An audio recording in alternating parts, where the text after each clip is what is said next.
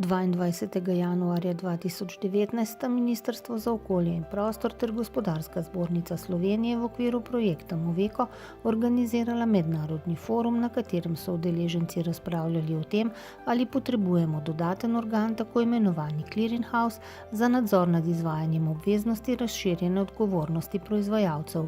Razširjena odgovornost proizvajalca, to je odgovornost proizvajalca, da poskrbi za svoje izdelke v fazi, ko postanejo odpadki. Zdaj, vsak proizvajalec ne more iz teh kupov odpadkov poskrbeti za vsak svoj izdelek oziroma odpadek posebej, ampak to v njegovem imenu upravljajo določene organizacije, posebne organizacije.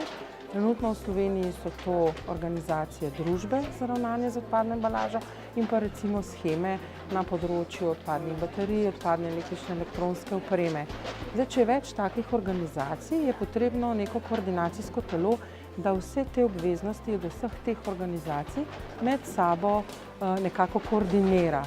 In to koordiniranje je lahko na zelo različnih nivojih in zelo različne obveznosti. Lahko tako koordinacijsko telo skrbi tudi za registracijo proizvajalcev, potem za izračune deležev, posebej skrbi za enakost med posameznimi organizacijami, s tem v ozadju tudi za enakost na trgu pri posameznih proizvajalcih. Potem lahko zbira podatke, jih tudi kontrolira, potem izvaja skupne akcije ozaveščanja in tako naprej.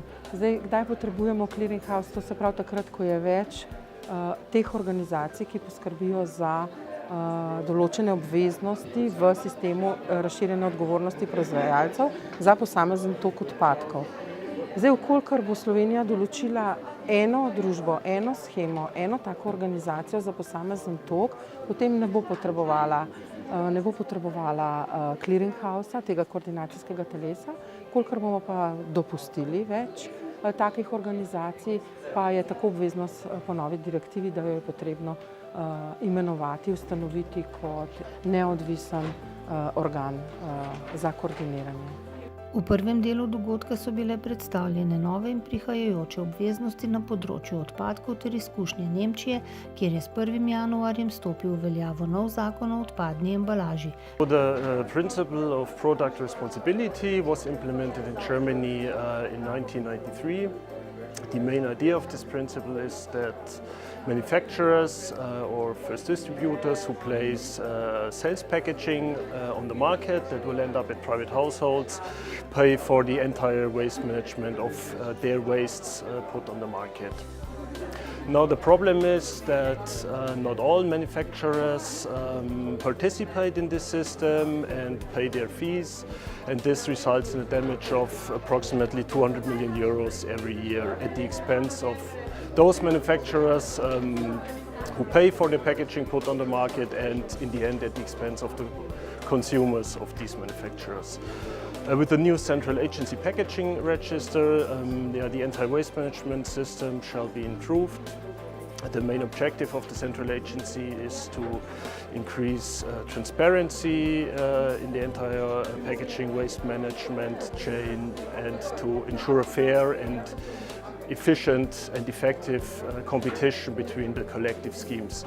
For this, a new database and electronic processing format is established online in a database called Lucid.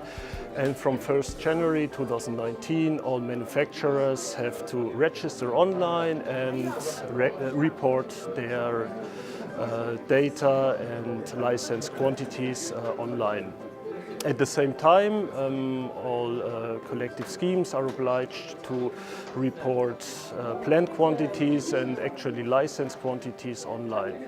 So in the end, this means that the central agency packaging register will process all data that is available in the packaging waste management chain, and this process will significantly increase transparency.